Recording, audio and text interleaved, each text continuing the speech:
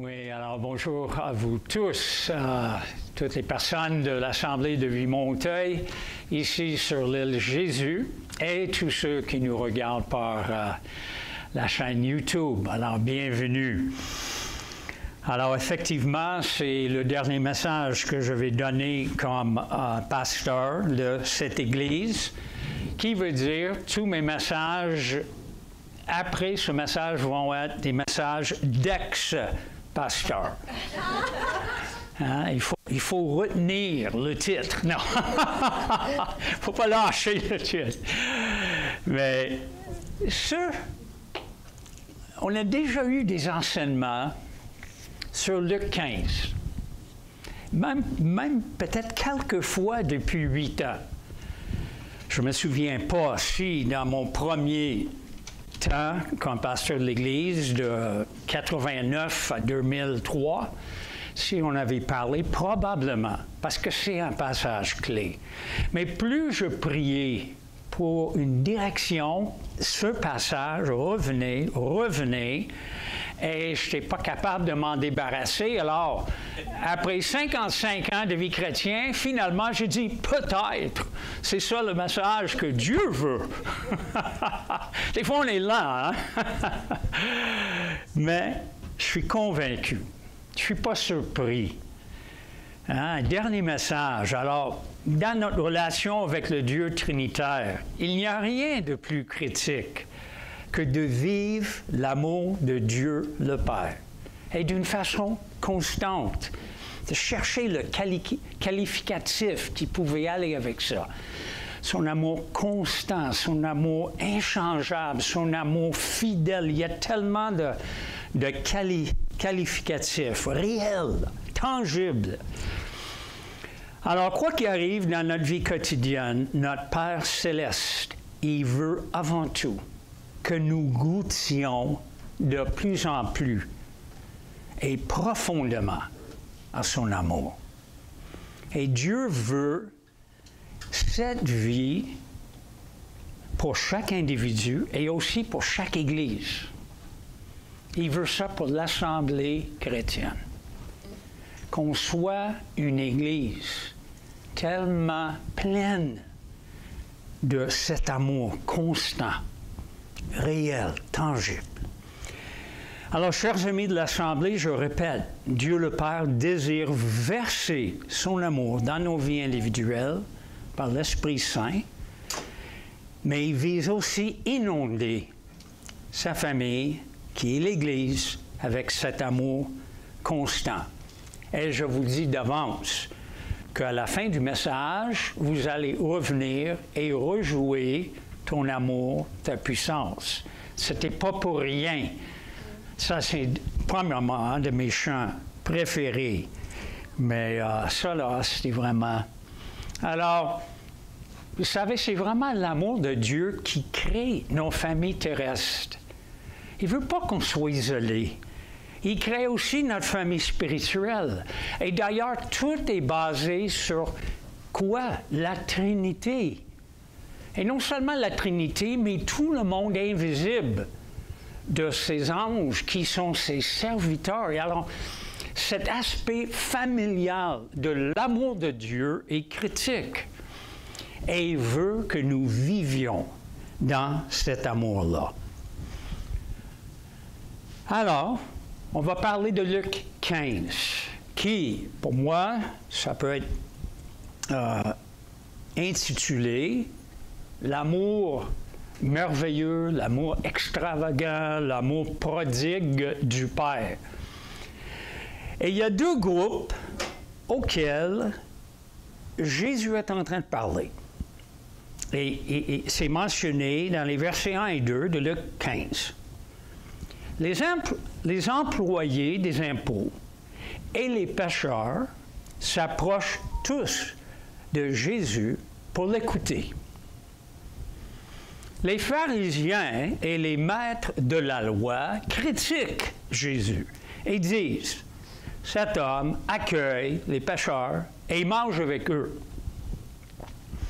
Alors, deux groupes de personnes tout à fait opposés.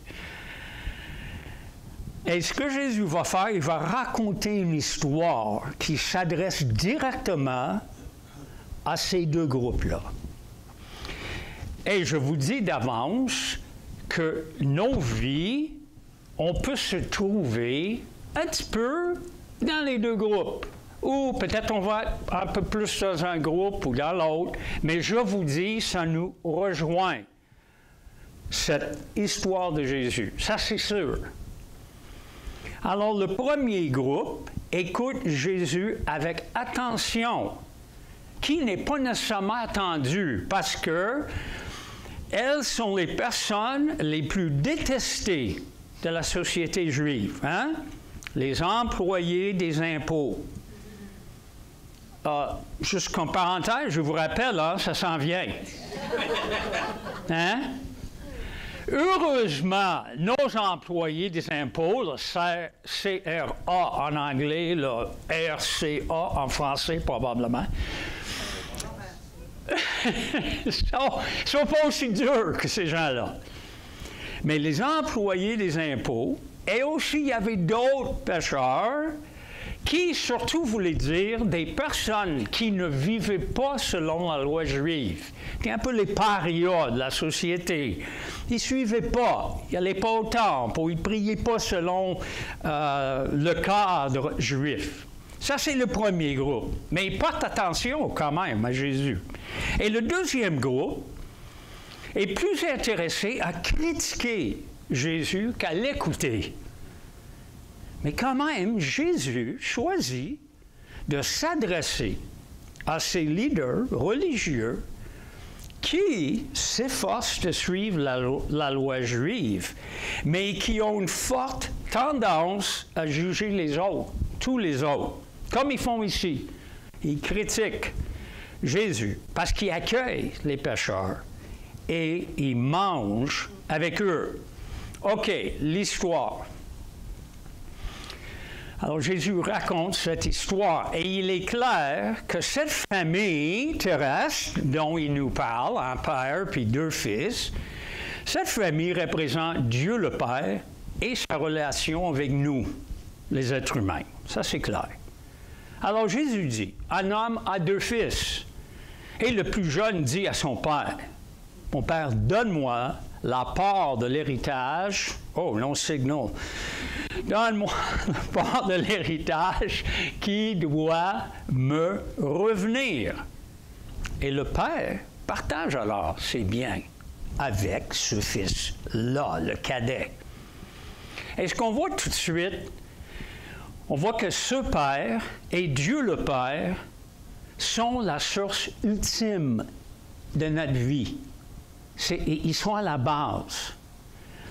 Et toutes nos ressources, nos capacités, nos dons viennent du Père. Et ce jeune fils, il ne peut pas offenser son Père autant ou par une autre manière, parce qu'il est en train de dire, tu ne meurs pas assez vite. Alors je veux mon héritage maintenant. C'est incroyable. Toute une offense. Tu ne meurs pas assez vite. Alors moi, je veux vraiment les biens maintenant. Alors on voit ici, tout de suite, une sorte de photo de Dieu le Père et de ce Père terrestre. Dieu le Père est généreux. Et son amour nous permet beaucoup de liberté. Beaucoup de liberté à faire nos propres choix durant cette vie terrestre. Hein? On parle d'arbitre libre, on parle de faire des choix dans la vie. Nous avons pas mal de liberté. Oui, on doit vivre quand même dans un cadre que Dieu a mis, mais à l'intérieur du cadre humain, c'est incroyable la liberté que nous avons. Et le Père, dans cette histoire, et Dieu le Père, peut même choisir de se laisser abuser par nous, les créatures. C'est ça que le cadet fait. Il abuse de son Père. Et le Père, dans son amour, le laisse aller. Même si ça va affecter la réputation de la famille dans le village, même si ça va certainement affecter le fils aîné, ça va affecter tout le monde. Mais, il dit, OK, tu veux faire ce choix-là? Vas-y. Et nous, on a tous, durant notre vie, avant Jésus et même après Jésus, on prend des décisions. Peut-être surtout avant, on avait pris certaines décisions où on s'est éloigné. Mais ici, ce que je vois, c'est on prend ce qui est à Dieu et on s'en sert pour nous-mêmes. Et on va toucher ça dans ce verset-ci. Peu de jours après, le plus jeune fils ramasse tout et il part pour un pays éloigné.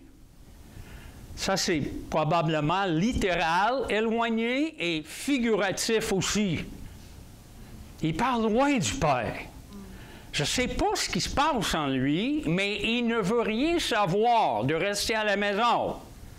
Hein? Le gazon est plus vert, plus loin. Il cherche des aventures, il cherche... Mais il profite. C'est pas lui qui a créé toutes les ressources qu'il a maintenant. C'est pas lui. Il prend les ressources de Dieu. Et là-bas, dans ce pays éloigné, il gaspille sa fortune en vivant dans la débauche, qui couvre à peu près tout. Hein? Tout ce qui n'est pas bon pour nous autres. Mais combien de personnes pensent que la vraie vie est loin de Dieu? C'est pas mal commun, cette idée-là. Des fois, même chez les chrétiens, on peut passer des saisons où on est plus ou moins là, branché. Parce qu'on a en nous cette idée, soit Dieu est plate, ou Dieu veut m'enlever la joie, ou Dieu veut... C'est toujours à cause d'un point de vue négatif par rapport au caractère de Dieu. Et combien de personnes pensent que les plaisirs que Dieu nous donne dans ce monde peuvent être arrachés de Dieu et vécus loin de sa présence? C'est ça ce qu'on veut faire. On veut profiter. On veut tirer avantage de Dieu le Père. Alors la personne déchue, la personne qui n'est pas en relation avec Dieu, prend ce que Dieu lui confie et cette personne s'en sert d'une façon égoïste à ses propres fins. Et c'est ça ce que le cadet de la famille a fait. Il s'en foutait carrément de son père. Et pour beaucoup d'entre nous, on avait déjà passé à travers une étape ou deux étapes dans ça dans notre vie. À l'habitude, avant de venir au Seigneur, nous nous sommes abusés du caractère de Dieu. Carrément. Et des fois, nous les chrétiens, des fois, nous aussi tirons avantage de ce que Dieu, dans son amour, nous donne. Mais d'habitude, ce n'est pas aussi fréquent. Mais on est encore humain. Alors, qu'est-ce qui arrive à ce jeune homme quand il a tout dépensé? Parce que les ressources qu'il a reçues là, de la vente du terrain ne sont pas des ressources éternelles, ne sont pas des ressources sans fin. Là. Il arrive à la fin. Il a dépensé tout. Et une grande famine, quelle coïncidence, une grande famine arrive dans le pays. Et le fils commence à manquer de tout. Alors, il va travailler pour un habitant de ce pays. Et cet homme l'envoie dans les champs garder les cochons. Le fils a envie de manger la nourriture des cochons, mais personne ne lui en donne. Ici au Québec, on a toutes sortes de ferme où ils lèvent des cochons. Êtes-vous passé par là? L'avez-vous senti avant de les voir? Oh yeah! C'est unique comme senteur, comme c'est dégueulasse. Ça, c'est un juif qui ne mange pas de porc, qui n'élève pas de troupeau de porc, qui maintenant, comme dit ou comme démontre la photo, est assis avec les cochons, hein, dans le caca de cochon. Tu ne peux pas tomber plus bas. Il veut même manger la nourriture qu'il donne aux cochons. C'est comme... Mais Dieu ne nous a pas fait des robots. Hein? On vient de parler de notre liberté, de nos choix. Nous sommes faits à son image. Alors Dieu veut qu'on choisisse d'être en relation avec lui, une vraie relation d'amour qui implique un choix clair. Dieu nous choisit et nous, on choisit Dieu. Mais si nous tournons le dos à Dieu, comme ce jeune homme, l'amour de Dieu va nous permettre de vivre des conséquences de nos choix néfastes. Son amour va nous permettre de nous mettre dans le pétrin, de nous mettre dans la cour des cochons. Le Fils est encore en vie, amen, mais il est tombé bien bas. C'est complètement le résultat, la conséquence de ses propres choix. C'est là où c'est critique. Comment va-t-il réagir? Il y a des gens là, crient d'après Dieu, critique Dieu, sac, c'est ta faute, c'est toi qui m'as mis, hein? Il blâme Dieu. Il blâme Dieu. Ça arrive, on le voit partout. Et encore, des fois, nous, en tant qu'êtres humains, on peut blâmer Dieu. Tu aurais pu arrêter mon choix, ma décision. Oui. Nous sommes libres. Nous sommes supposément d'être adultes en Jésus-Christ. Alors, il veut qu'on choisisse. Ou bien, la personne peut faire quoi? Revenir à la raison. Wow! À côté des cochons, dans le caca de cochon, voulant manger la nourriture de cochon, le Fils se met à réfléchir. Bring! La lumière s'allume. Il sent le cochon. Il n'a pas d'amis, il n'a pas d'argent. Il est vraiment bas. Mais il n'a pas perdu sa tête, sa capacité de penser. Chez mon père, tous les ouvriers ont assez à manger. Et même, ils en ont trop. Et moi, ici, je meurs de faim. Fantastique! La lumière s'allume. Nos circonstances difficiles peuvent être un tremplin à la réflexion et à de bonnes réponses. Dans la disette, l'amour du Père commence à nous toucher. Qu'est-ce que je fais? Je pense que le gars est un Québécois. Qu'est-ce que je fais ici? Qu'est-ce que je fais ici? Même les ouvriers, ils ne soient même pas comme fils du Père. Même les ouvriers ont trop à manger. Ça veut dire l'amour de mon Père. Et non seulement pour moi et mon frère, il aime les ouvriers, il nourrissent les ouvriers, ça va bien chez moi.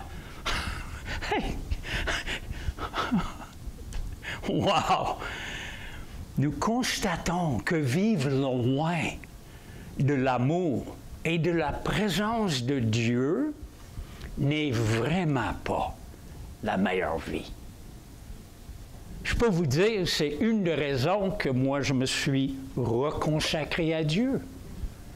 J'ai passé 3 ans et demi dans mon adolescence, et plus je vivais loin, en arrachant les plaisirs de ce monde que Dieu a créé, etc., mais en repoussant Dieu, plus je descendais, heureusement, finalement, je suis revenu à la raison. La lumière s'est allumée. Tu fais quoi, Scott? Qu'est-ce que tu fais? Et ce gars-là, une fois qu'on tombe bien bas, nous voyons que nous sommes isolés non seulement de Dieu, mais aussi des autres êtres humains. Plus on tombe bas, plus nous sommes isolés. Moins il y a du monde qui va venir nous chercher, nous aider. Parce que même les êtres humains, d'habitude, n'aiment pas côtoyer des gens qui sont dans le bout, là, au fond du trou. C'est rare. Mais l'amour du papa vient dans la tête de ce jeune homme. Et c'est fantastique. Alors il se dit, je vais partir pour retourner chez mon père. Et je vais lui dire, Père, j'ai péché contre Dieu et contre toi. Je ne mérite plus d'être appelé ton fils. Fais comme si j'étais l'un de tes ouvriers. Je vais vous dire pourquoi j'ai mis cette photo-là. En passant, c'est l'oratoire. Ben oui. Ben oui, ça fait, hein? Incroyable, hein? Tu le mets sur l'Internet. Oratoire Saint-Joseph, pénitence. Nous nous préparons à rencontrer Dieu. Une fois que la lumière s'allume, nous savons, oh, doit y faire face. On n'est pas certain, hein, comment Dieu va nous recevoir. On a toujours des doutes, même les chrétiens, des fois. Oh boy, tellement de fois, hein, j'ai fait cette gaffe. Si je me mets devant Dieu, est-ce qu'il va m'accepter encore une fois? Alors, nous sommes prêts à confesser nos fautes, nos erreurs. C'est la repentance. On change de direction. On dit, wow, cette direction-là ne marche pas du tout. Je me tourne, je vais aller vers le Seigneur. Et c'est ça que le jeune dit.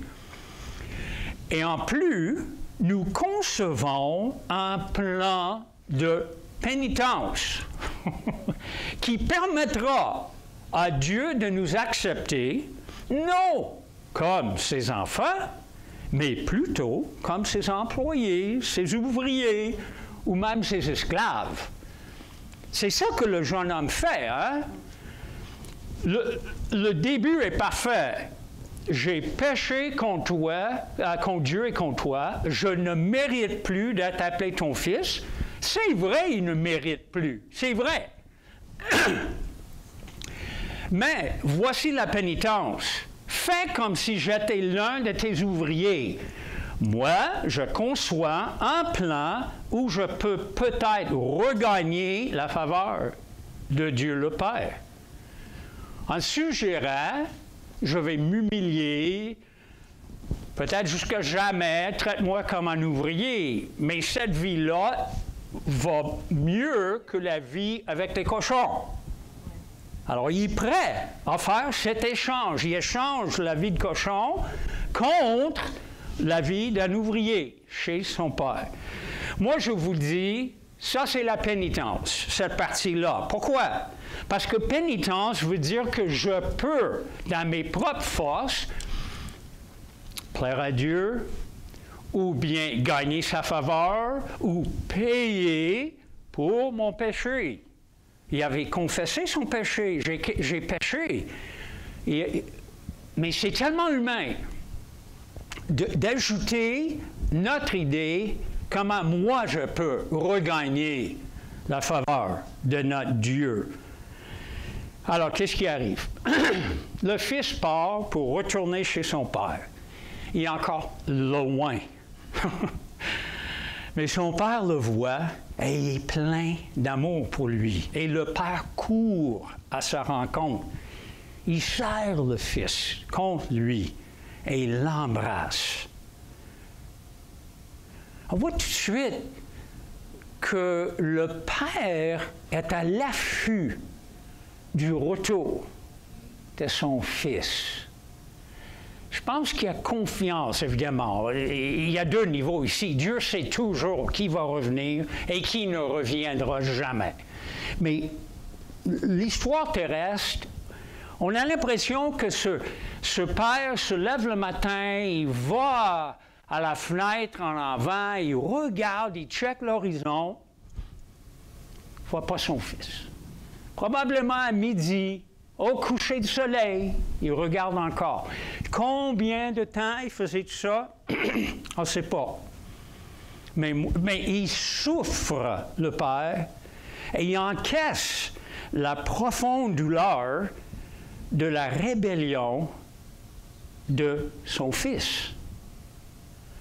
Et c'est pareil avec nous et avec Dieu. Il souffre quand nous souffrons. Il souffre si on fait des mauvais choix. Il se réjouit quand on fait de bons choix avec lui. Dieu veut tellement que nous retournions à la maison, à la famille. Il n'y a rien que Dieu le Père veut plus que le retour d'un fils ou d'une fille qui a fait la fugue. Il n'y a rien que Dieu veut de plus qu'un enfant éloigné soit réconcilié avec lui. Ça fait la joie pour Dieu. Et il est toujours aux aguets. Il attend, il regarde, il espère, hein? Il attire. Il veut que les fils et les filles prodigues retournent. Alors le fils lui dit, c'est bien, il a pratiqué son speech, il va le dire. C'est excellent. Le père est en train de le serrer, fou, ça sent. Ouh.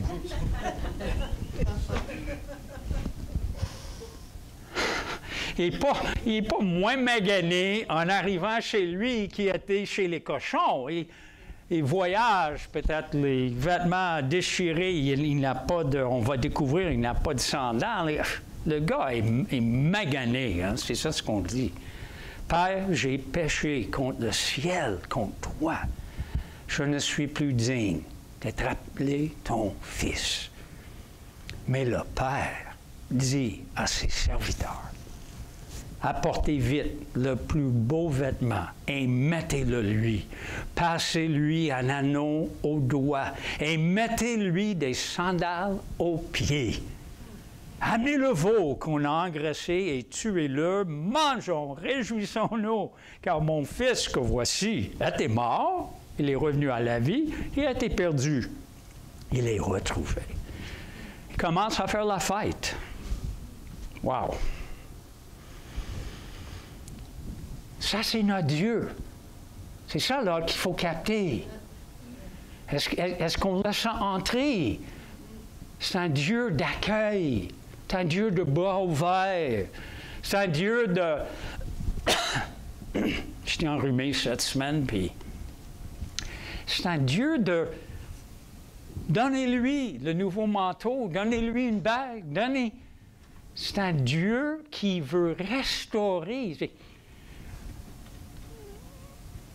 S'il y a une chose que l'ennemi veut faire, c'est nous faire penser des faussetés par rapport au caractère de Dieu. Quand on pense faussement de son caractère, ça nous fait mal. Mais ici, on voit ce Dieu gracieux qui, comme j'ai dit, qui accueille et qui nous rencontre dans notre mauvaise senteur, qui nous rencontre tels que nous sommes. J'étais toujours touché après les croisades, les prêches de Billy Graham, et puis il joue le chant « Tel que tu es, viens ». Je pleure chaque fois quand c'est à la télévision, tout le monde, et tu vois des dizaines, des centaines de personnes. Tu es tellement touché. Viens tel que tu es. Parce que tu veux être accueilli, rencontré. C'est pas paf, paf, va dans ta chambre. Mais non. Contraire. Contraire. Le Père ne fixe pas son regard sur la culpabilité de son Fils. L'amour du Père ne focus pas sur l'argent perdu, ni sur la honte que la famille a subie à cause des actions perverses de l'enfant prodigue. Non. Le Père entend sa repentance et il restaure le Fils par des gestes pratiques. Et le Père s'en réjouit du présent et du futur. Le Père ne reste pas focusé sur le passé. Il n'est pas enchaîné au passé de l'enfant. Oui, mais il aurait dû le punir. Le Père est tout à fait au courant que vivre avec les cochons, c'était la punition. Vivre sans nourriture, c'était la punition. Et il a déjà assez souffert qu'il accueille. Il dit, OK, commence à neuf. Et comme le Fils, nous ne sommes pas dignes d'être enfants de Dieu, mais Dieu, dans son amour, si généreux, si gracieux, il nous rend dignes en Jésus-Christ. Jésus a tout payé pour nous. Il habite nos vies. Et Dieu nous aime parce qu'il nous a créés. Nous sommes à son image, même l'image déchue.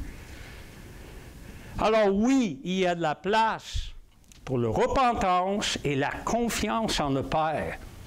Mais il n'y en a pas de place pour la pénitence. Il n'y en a pas. Pour Dieu le Père, rien n'est plus joyeux que de vivre le retour d'un enfant. Alors, quand je pense à cette assemblée, qu'est-ce que j'aimerais voir à l'avenir?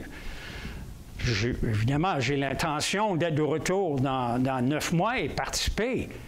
Je pense que nous voulons voir une assemblée qui est un lieu où les éloignés, les prodigues, les rejetés peut-être, les marginalisés, les dépourvus, tous ces gens peuvent venir et trouver la dignité, l'amour, trouver la fête.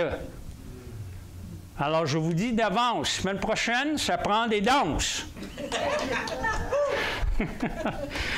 En fait, qu'enfin, là, il est parti.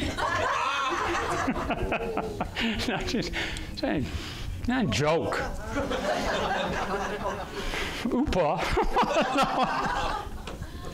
OK, come on, on doit aller vers la fin.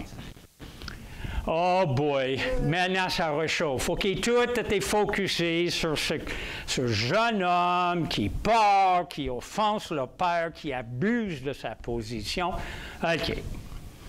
Pendant ce temps, le temps de la fête, le temps des danses, le temps de tuer le veau gras pour le banquet, pendant ce temps, le fils aîné travaillait dans les champs.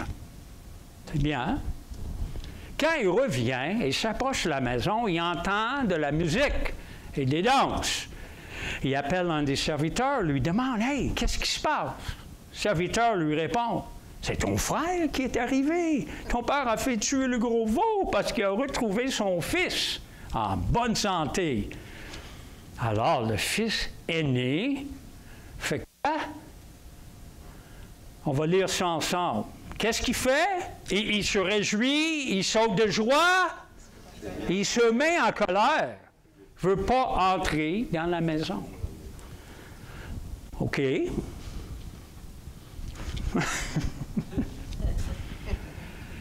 Dans ces versets, Jésus interpelle les chefs religieux qui le critiquent.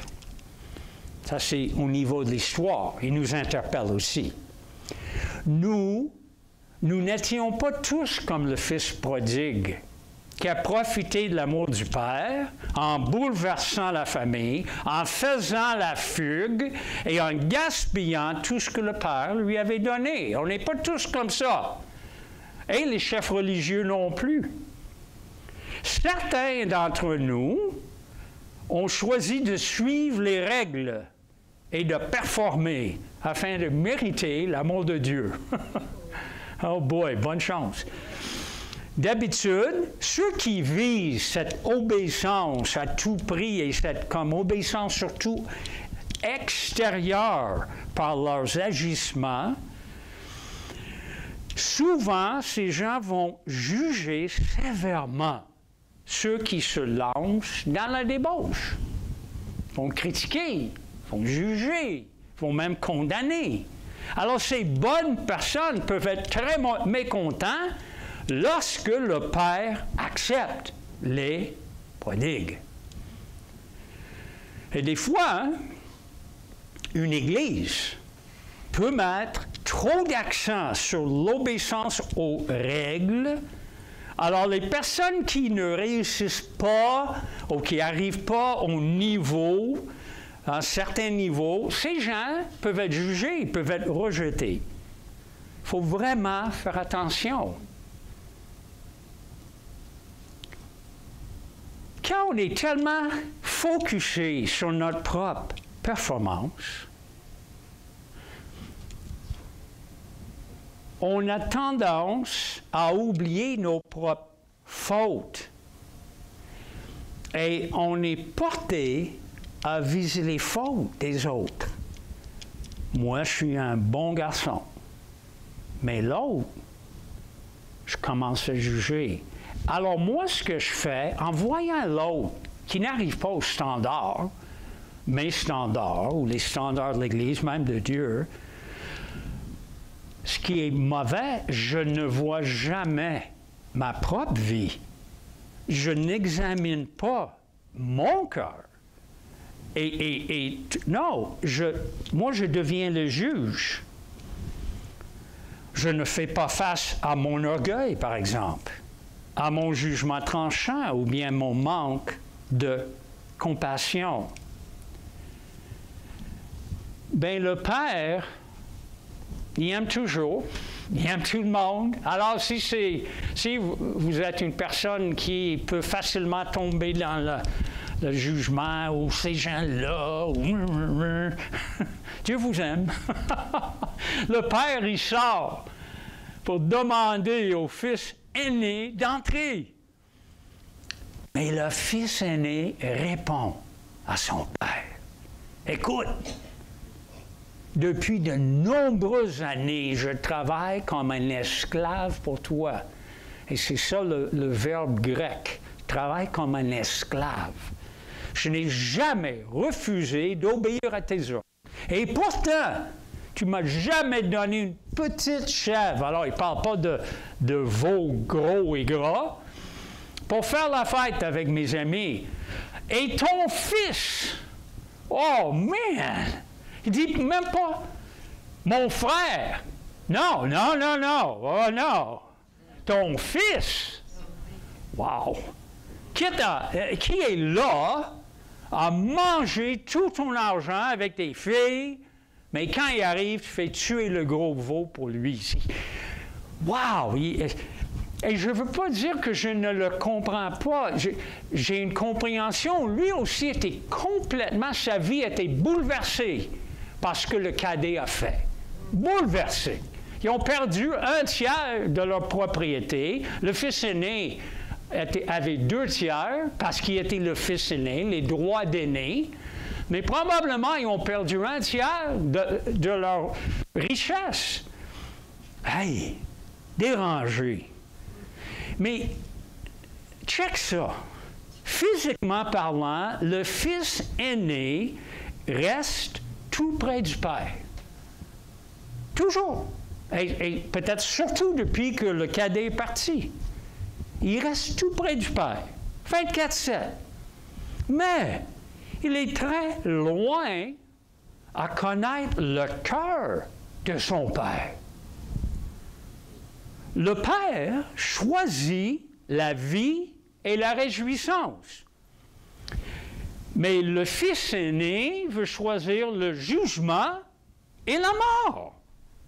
Il ne veut pas célébrer. Probablement, il ne veut même pas que le cadet soit vivant.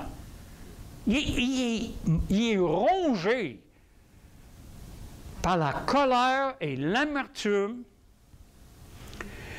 Alors, il peut facilement arriver, alors attention à nous les chrétiens, il peut facilement arriver aux chrétiens les plus engagés de se voir comme, j'ai dit déjà, bon garçon, bonne fille, on suit les règles, on gagne l'amour du Père, on pense que Dieu nous aime, mais cette route-là va créer l'orgueil en nous et va nous pousser à mépriser ceux et celles qui sont moins obéissants ou moins matures.